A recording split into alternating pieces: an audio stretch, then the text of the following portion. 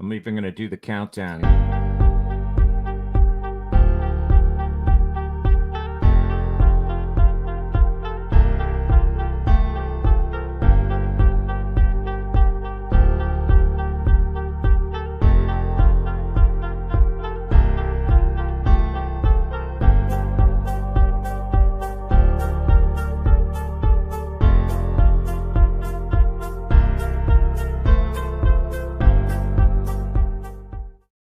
That was nice with the countdown and everything. We're here with Sergeant Pete Panuccio. Thank you. Can I call you Pete? Call me Pete. Okay. I came to you through Andrea, my booker, Andrea Yes. Bryant. She's great, and I think you know Andrea, right? I do, and Yeah. she's a fantastic baker. Oh, she is? I didn't even know that. She's holding out on you. She makes the best cookies and brownies I've ever had.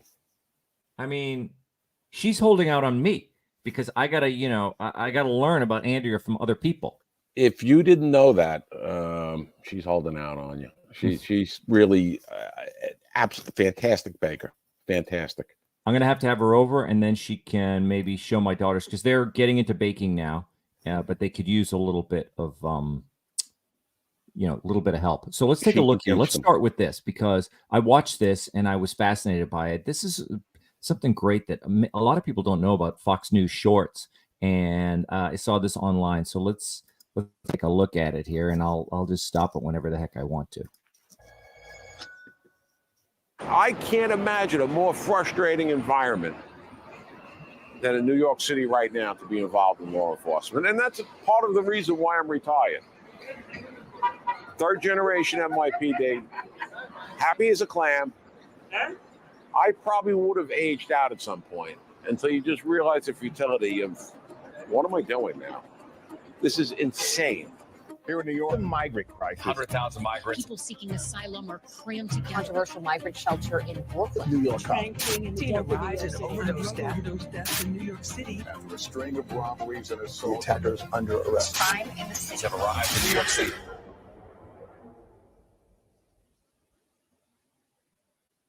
From the time I was a little kid, I knew I was going to be a New York City cop. And I loved every minute of it. I enjoyed it. There was a lot of heartache. There was a lot of bad things that happened along the way.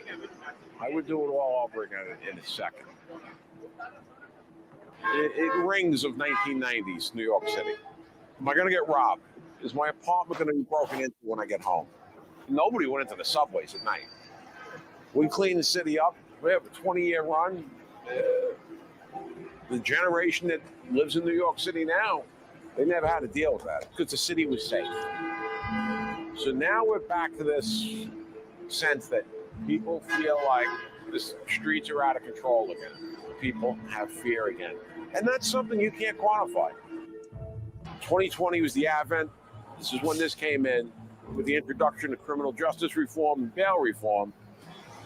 Crime is exploding. And then the sanctions, the restrictions, what was already a bad situation, one of the final nails in the coffin for policing in New York City. Police officers. Okay, I'm gonna stop there because this is what I want to talk about. All right. So this amazing video. How did this come about? How did Fox contact you to do this? Fox found me. I've been quoted in a couple of New York Post stories. I think I became their go-to guy for disgruntled retired cop. And let's face it, 39 years. I do have some experience. And they actually called my landline in my house. Other than like people trying to sell me car warranties, nobody's called my house, my landline, in forever. Yeah. I spoke to them and they were like, we'd like to have you on. I said, sure, whatever you need. I was glad to have the opportunity just to be able to get out there and speak, because I think a lot of times the people that have forgotten are the citizens of New York City and the cops. What about you talked at the time period, you said the 90s. Now, when I came to New York, it was early 90s, 91. I think it was 91 because I remember on the way up to New York City from Florida, where I was living, we stopped in a bar and we were watching the Super Bowl, and Whitney Houston was singing the national anthem, and everyone was going crazy in the bar. I remember that. Whatever year that was, 90 or 91, that's when I moved to New York. And it was just starting. I mean, Dinkins was still in there, I think, in 91, if I'm correct. And maybe we were just starting the Giuliani era began in the early 90s, essentially. I don't know 94. when it mixed up in dates and everything. But the cleanup began. We had Bratton, and you were out there at that time, right? And Correct. what did you see happen with what we were getting in the media? People were talking about Bratton and the broken windows, policing, and that kind of approach. Bratton had been floating around New York City since about 1990. He took over the New York City Transit Police. He had a couple of guys with him, forward-thinking guys. Jack Maple was one of them. And they started with the basics. Trouble stopped right at the turnstile. Like what you see now with people vaulting the turnstiles. That's what was going on in the 90s. And they said, you know what? These are the bad guys. Let's grab them. Sure enough, you would find guys carrying guns, drugs, active warrants, and they started locking people up. Within 1 year, transit crime plummeted. Trains were not safe at all back then, much like they are now. And it was a dicey time. 91 was probably the apogee of the murders in New York City. In 1985, crime was already trending way up. We got hit with the crack epidemic, and everybody wanted to be a gangster. Anybody could get into the business with small investment. Yeah. And you had these young kids that were just blowing each other out of their shoes left and right. I worked in Bed-Stuy at the time, the 77th precinct. Young detective. And that precinct was a mile wide, mile and a half long. And we would have 85 homicides a year within the confines of that small command. Yeah. Multiply that across the city. By 91, we were averaging around 2,100 homicides a year. That's a staggering number. So you're a young cop and you're in Bed-Stuy. Do they assign you there? Would you have chosen that beat? Well, I'll tell you what's funny. I came on the job. I was actually assigned to Central Park as a rookie cop in 1982. And I'm like, what am I doing here? You know, I wanted to be active and run around. And as luck would have it, there was an old timer there who took me under his wing and really taught me how to be a professional, not to get carried away, not to get upset, how to carry yourself. After about a year, I went into the plainclothes unit in Central Park, the anti-crime unit, which back at that time was probably, I'm going to say ballpark, about 30 to 40 robberies a month, which is quite a bit. Mm-hmm. So we had parks department trucks, we would hide in bushes, we'd follow people. And I enjoyed it. 1985, I went to the narcotics division. And a few months later, the crack epidemic hit. Mm-hmm. I didn't know. The first time I saw crack, I didn't know what it was. I had absolutely no idea what this stuff was. And what did it look like? It was like, they called it rock. Did it look like rocks? Yeah, it did. The first time I saw it in a car, we found it. We locked up 2 old timers who were arrested for heroin. So you always check under the seat when you take prisoners out of the car. There's vial on there. I have no idea what this was. I asked the boss, I'm like, you got any idea what this is? He's like, never seen it before. Throw it out. I went to the station house. We're processing these guys. And one of the old timers said to me, he says, officer, you didn't know what that was? I said, I'd never seen it. He goes, that's the love drug. I'm like, what is it? He goes, it's crack. He says, once you smoke it, you love it. And within, I'd say, a month or two, the particular area I worked, it was flooded. It was everywhere. Crack did bad things to people. People would really debase themselves in trying to get money for crack. Explosion of that's when people were putting signs in their car windows that said no radio inside. And because your car's getting looted every night. Street robberies increased, burglaries. It was a bad, not to mention the homicides, with the warfare between the competing groups. And was it that much worse than cocaine? Like is it like more addictive, or is just that it was cheaper, it was more It accessible? was cheap and powerful. Anybody Uh-huh. can get into the game. You buy an ounce of cocaine, mix it up with garbage, whatever it was that they were putting into it, and bang, now you're a player. You're going to quadruple your money easy. Yeah. And it wasn't unusual, especially in this 77th precinct back then. So 18-year-old kids driving around in brand new Mercedes, flashing these huge rolls of cash. But the average lifespan of these guys, one of the studies done back at the time, was maybe 16 months. They were killing each other left and right. Now, so obviously that's it. So you get the crack epidemic, crime's out of control. I remember when I moved to New York, we had the subway cars where they were basically painted with graffiti over all the windows. Like you couldn't see out the windows. Everything. There was some interesting artwork, I have to say, but yeah, just the look of it, and what does it tell you? Decay, and that the city is out of control. Every subway car, like you said, inside and out, was tagged top to bottom. Yeah. So the Bratton and the Giuliani regime was able to come in, change all that fairly quickly. And then there was all this thing about the renewal of the city, and other cities were copying this thing as well. And it proved to everybody that it could be done. And people said, okay, we're never going to go back. But as we saw from your video on Fox News Shorts there, it did go back. How is that possible? Like, how did it happen? Well, Giuliani was no slouch in saying, we're going to clean up the city. Enforcement was targeted. It was vigorous. And pretty much we locked up every bad guy. And even if it was minor stuff, they were going to give you life in jail one day at a time. It was simple as that. If you had warrants, bang, you're going back in. Smoking weed, you're under arrest. They brought a sense of order to the chaos that was going on. There's an expression I used in the Fox clip there: palpable fear. You were scared when you walked out of your house. I mean, depending on where you lived, some of the neighborhoods in Brooklyn were so bad at that time that people would put their kids in the bathtub at night to sleep because of the rounds coming through the windows. I was living in Manhattan at the time, and it was constant. It was nonstop. People breaking into my car, and I'm a young guy in good shape at that time, carrying a gun.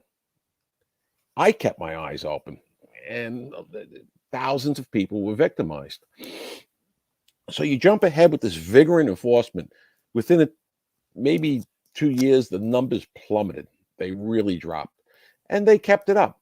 Now, there was political support at the time. The people had had enough.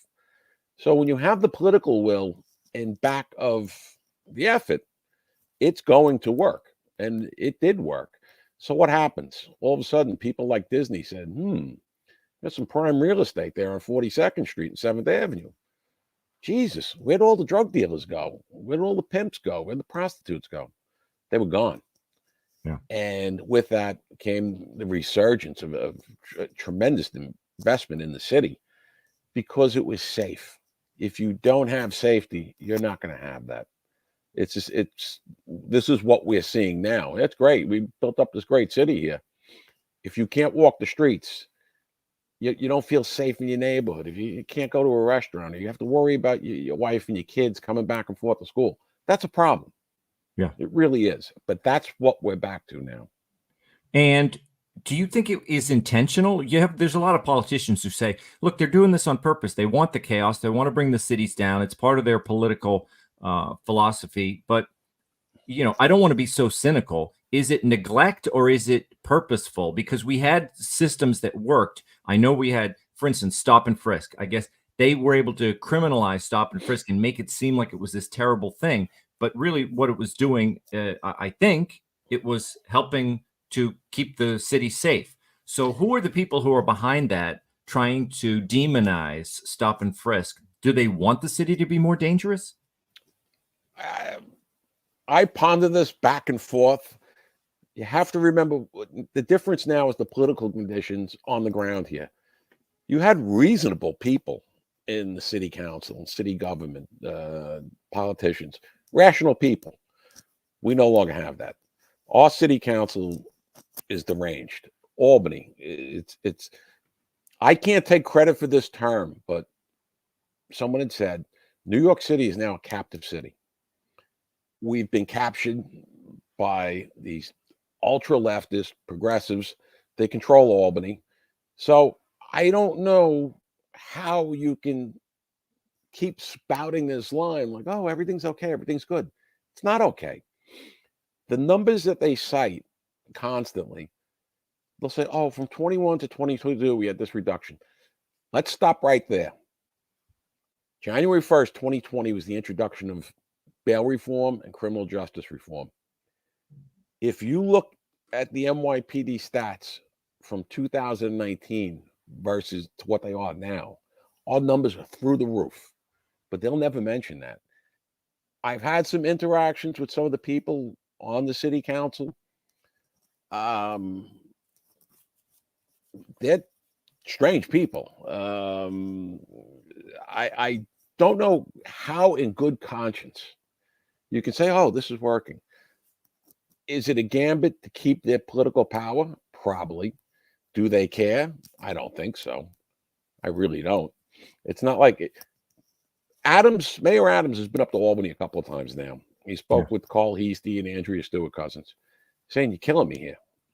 You're killing New York City with with the present status of these laws. They laughed at him. Just go home, leave. And that was it. So he does have, you're saying Adams does have some sense of what's wrong. I know he was complaining about the refugee situation. I didn't know if he just wanted federal money or what. Oh, they always want money. Yeah. That's a given. The politicians we have today are like the crackheads we had in the 1980s. More is never enough. I want more. Give me money. But what's the net result? Look at some of these nonprofits dealing with the homeless, with the immigrants. They're funneling billions of dollars through these groups. Is there any actual accounting? Where's the money going? No. And that started with de Blasio and his wife when she lost. Thrive NYC was a mental health program funded to the tune of $2.5 billion. She lost $1 billion. I'm like, how do you lose $1 billion? Where did this money go? And if you said a word about it, people say, oh, you're racist. You're picking on her because she's black. No, first off, she's not an elected official, so I don't know why she's running this. I don't know what's in her skill set to run a gigantic nonprofit, but that money's gone. And I have no doubt now that there's similar issues with a lot of money disappearing. And what do we have to show for it? Nothing. We have grief on the streets. What would it take for someone like Adams if Adams did sit down with somebody and say, okay, look, it worked in 91 or whenever this thing started with Bratton. We're going to go to it. We're going to do the more aggressive policing. We're going to have the broken windows theory. We're going to get the squeegee men off the West Side Highway, all this stuff, right? Could he do it? That's going to require changes with the state legislature. They're the ones. Why? Why do they state? The city can't just do it? No, because a lot of the crimes where, like, just for instance, the commercial burglary. When I was years later, when I made sergeant and I'm in the anti-crime unit on the Upper East Side, commercial burglars were out there all night long. And I really enjoyed hunting them. That was something I really got a kick out of. Most of them were pretty good at what they did. But now, if we arrested somebody back then, you're going to jail. You're going to be sitting in Rikers for a couple of months, cooling your heels. You're off the streets. Now, these guys with the changes in the law now get desk appearance tickets. Even with certain robberies now, they're eligible for a desk appearance ticket at the station house. add in a And that guy like means we Alvin got to get Bragg the is the difference here.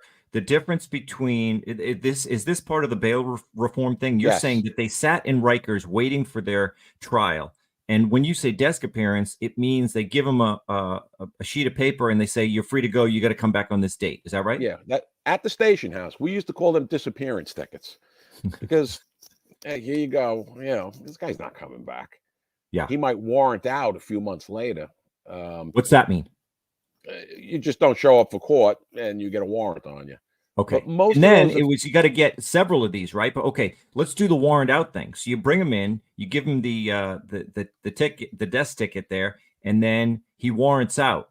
And now he's a wanted man. So then you pick him up on something else and you bring him in. Do you in this situation, are they letting him go again? yeah, when we had rational judges and like normal people that working within the criminal justice system, if you warrant out, the judge is going to say, all right, you didn't show up the last time, you're going to Rikers. This way we know where you are for your next court appearance. Yeah.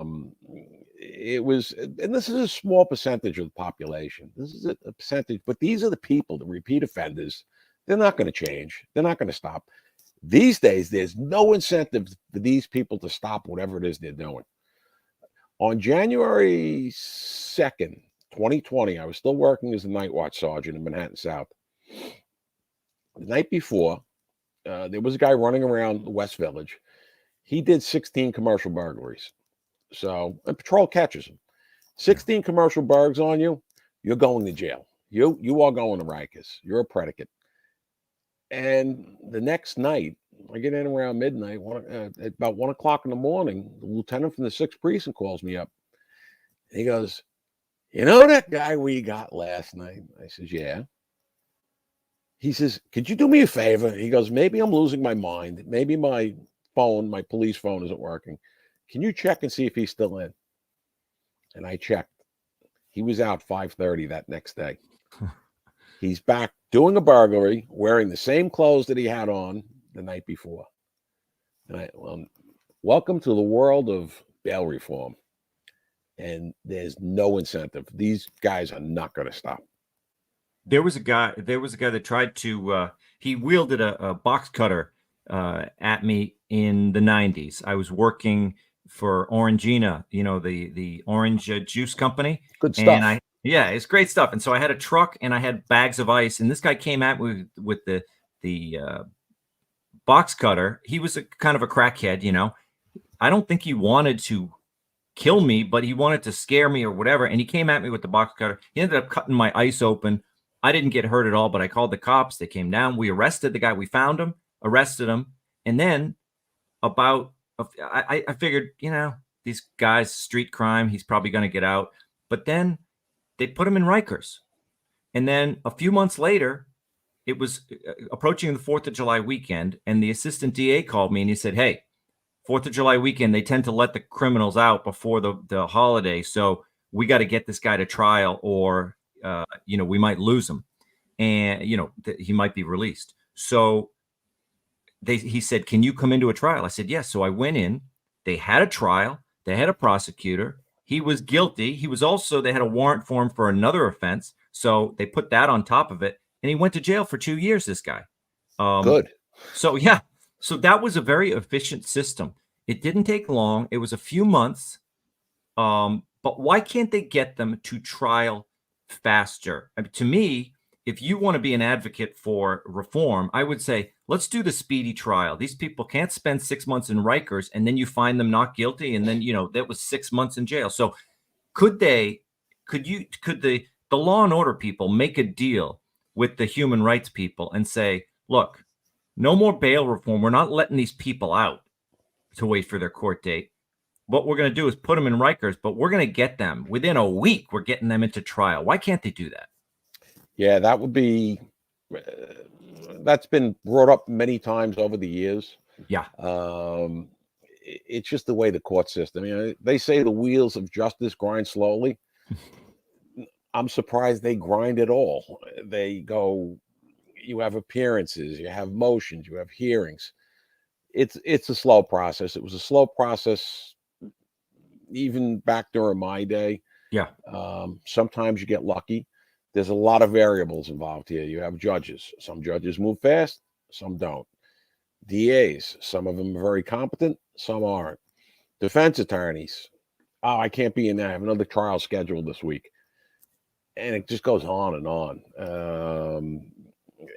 It's nothing, it's not new. Yep. It's nice that it worked out in your case, but a lot of times, yeah.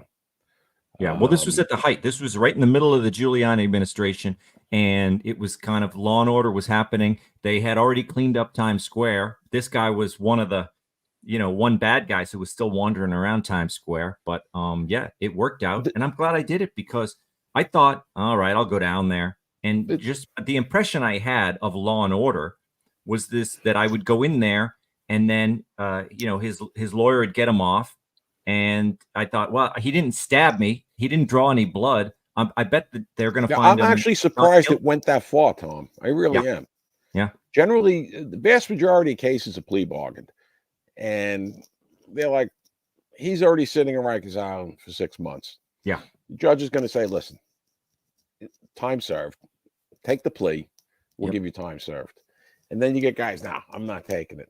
All right. Well, then we go to trial, and you're going to sit until you bail in those cases is often. He apparently didn't have the resources to make his bail. Generally, it's 10%. You got to put up 10% cash to the bail bondsman. Just for instance, it's a $50,000 bond on you. You or your family has to come up with $5,000. Oh, I thought that was so. When I hear bail, oh, it's $1 million bail. They don't have to give him $1 million. 10%. Okay.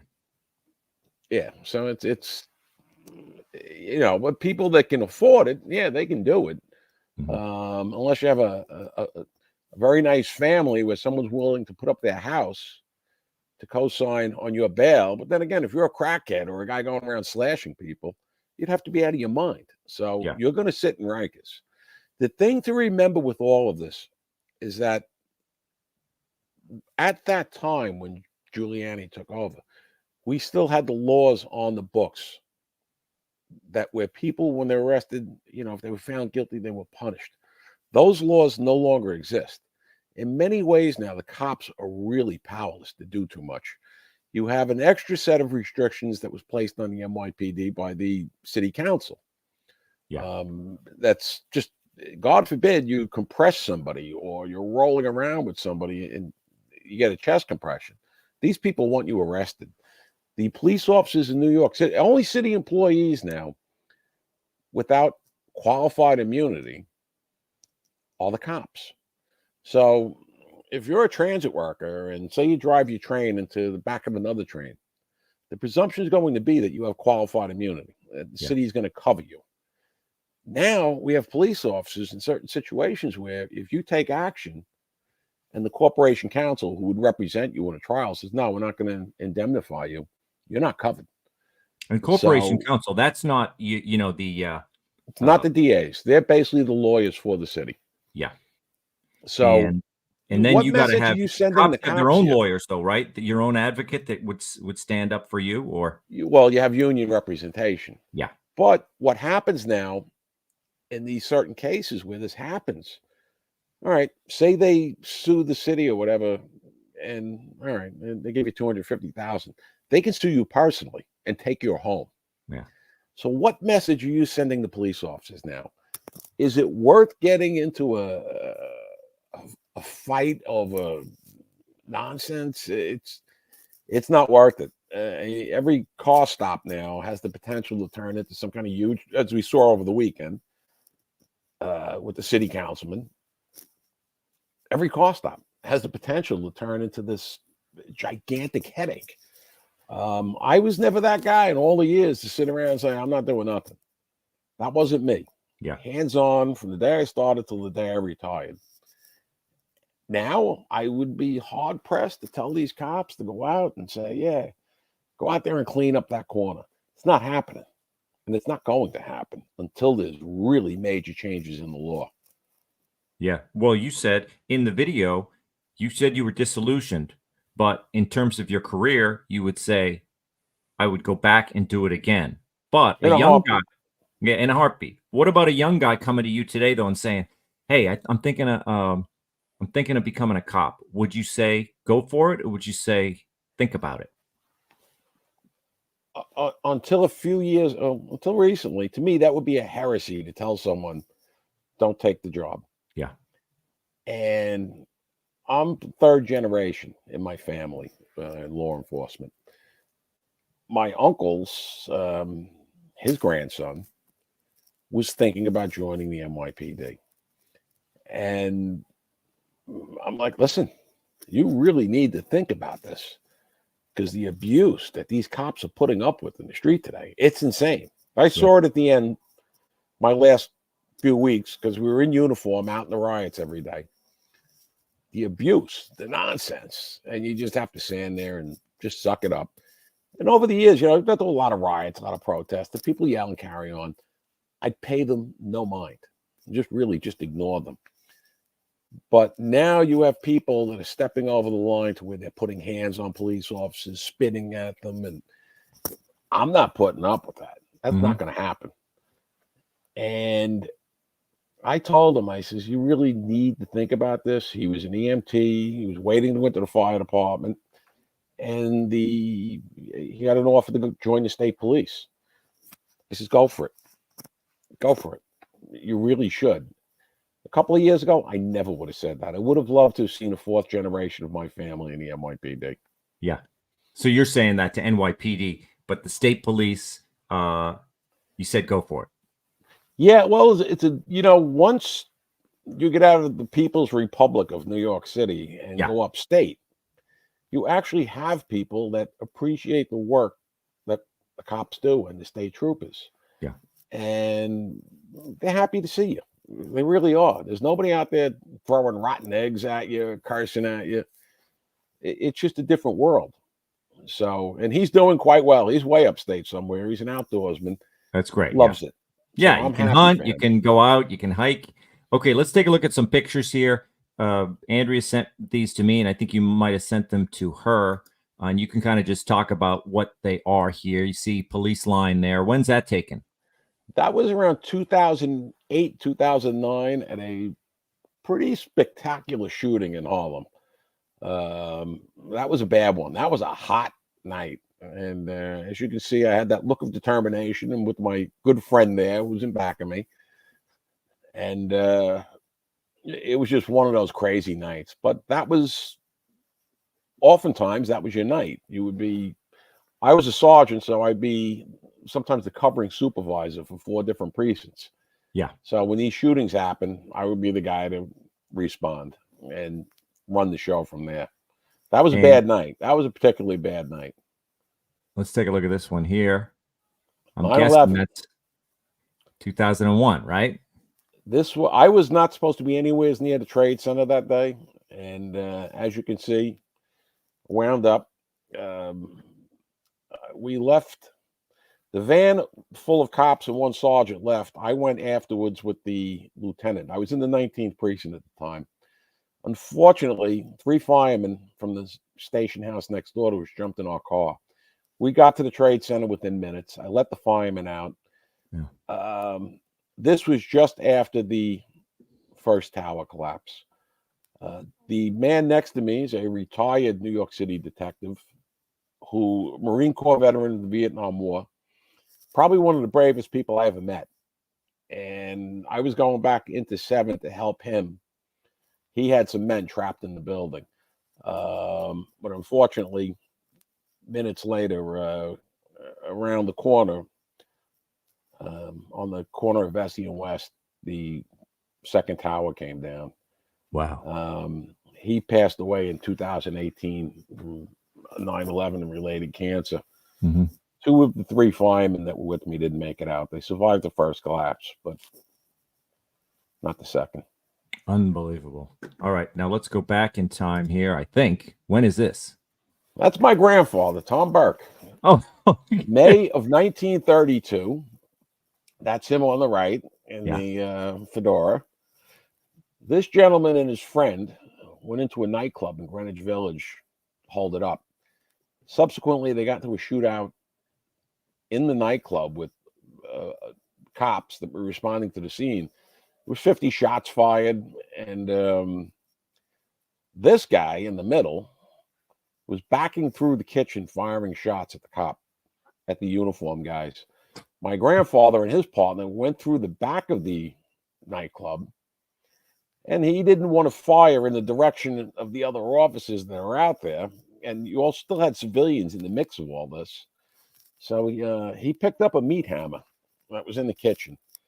And there was a judicial application of the meat hammer, looks like to his head area.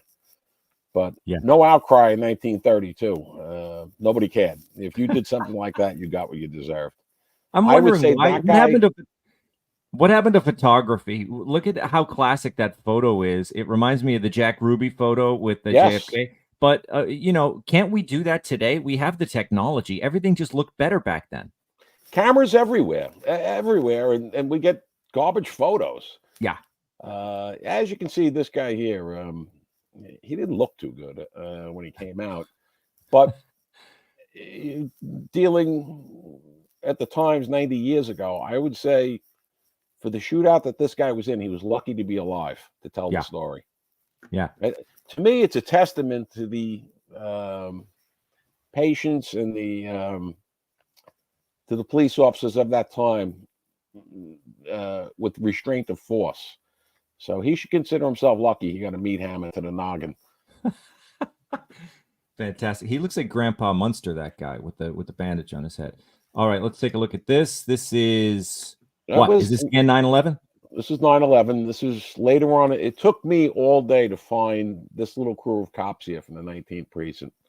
Where was 19th? Where's the 19th precinct situated? On the Upper East Side at 67th Street. Yeah. It took us all day to try and track everybody down. Yeah. But we did. And this woman, the woman you see kneeling in front of me, Joanne Dowd, I tell people this, one of the toughest campers in the business. She blew her knee out during the first collapse. We were down there till the end of the night. Finally, at the end of the night, I realized this is just a futile situation. I packed up everybody, and I says, we're going to the hospital, and we're getting checked out. Her knee was blown out. And no crying, no complaining, no whining. We stay here till you say it's time to go, Sarge. And eventually we got back. All the cops from the 19th precinct made it out. Yeah. And you were a sergeant by 2001? Yeah, I was a sergeant in uniform doing the midnight shift, midnight to 8. Mm-hmm. Okay, I got a question here from Locals. Let's bring them onto the stage. Locals is my site where I have, fans kind of join me, and I like to kind of involve them if I can. This is CB Michael. I think, Michael, you might be muted. Did I unmute you? You got to unmute yourself, Michael. There, I there you go. Now, Michael, were you law enforcement? I was. I did litigation for the city of Council Bluffs for years and defended a lot of police officers. And here we have qualified immunity. Uh-huh. So do you have a question for Sergeant Pete? I'm sorry. Go ahead. What are you looking at with the DEI situation in New York City too? I just wonder how the hires are going, the ones that are getting on. Well, right now, the day I retired, July 30th, 2020, the largest number ever of police officers leaving the NYPD. 180 people retired that day. The DEI stuff, even before I retired, they put a big poster up near the elevator about which bathroom to use. And I don't know, I've never had that problem in my life figuring out which bathroom to use and what to do dealing with a transgender person. And it goes on to say that if a male officer identifies as a female officer now, he can use the female locker room. And I'm like, wow, this is going to be a headache down the line. This is going to be bad.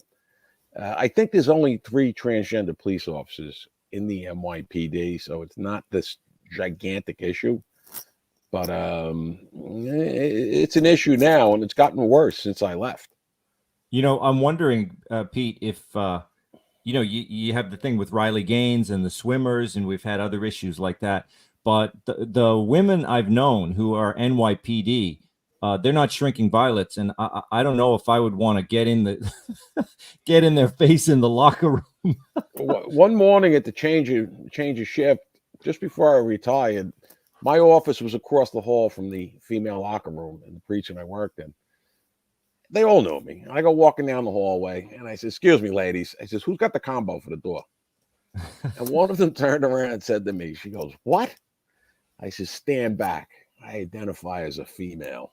Open the door. And they started laughing. They got the joke. They were like, "Yeah, you go in there. You might not come out alive." But somebody will push that envelope. It's going to happen. I don't know. But then I'm one of those guys. I know which bathroom to use. So I don't know. I'm sure DEI has gotten a lot worse since I left. As to people going into the police department, like we discussed before, I think right now it's if you have a heartbeat, they'll hire you. Cops are coming on, they're going through the police academy, they're getting a few years experience under their belt, and they're leaving. They're going somewhere else. Nobody wants to put up with the nonsense anymore. They really don't. And Yeah, it's so a you're shame. probably thinking, from your perspective, a worse thing than hiring unqualified cops is the fact that the qualified ones are saying, "I'm going to call it a day," right? Yeah, it's a tremendous drain. We go through great expense to train these people, and within a few years, you are a very experienced police officer. These other agencies from all over the country are hawking our guys left and right because they know you're going to have experience of 1 year as a city cop, the NYPD, that you might not have in 10 years somewhere else. And the pay, the benefits, these cops are not staying. And I don't blame them. Michael, any final questions before we say goodbye to Sergeant Pete? No. Thanks for your service. I said that to a lot of police officers, and I meant it. Thank you, sir. Yeah. Well, Sergeant Pete, this was great. Very informative. Thanks for bringing the photos. I'd love to do it again sometime or get together in person. Like I said, I love that. I love that video, and I'll post that on Locals.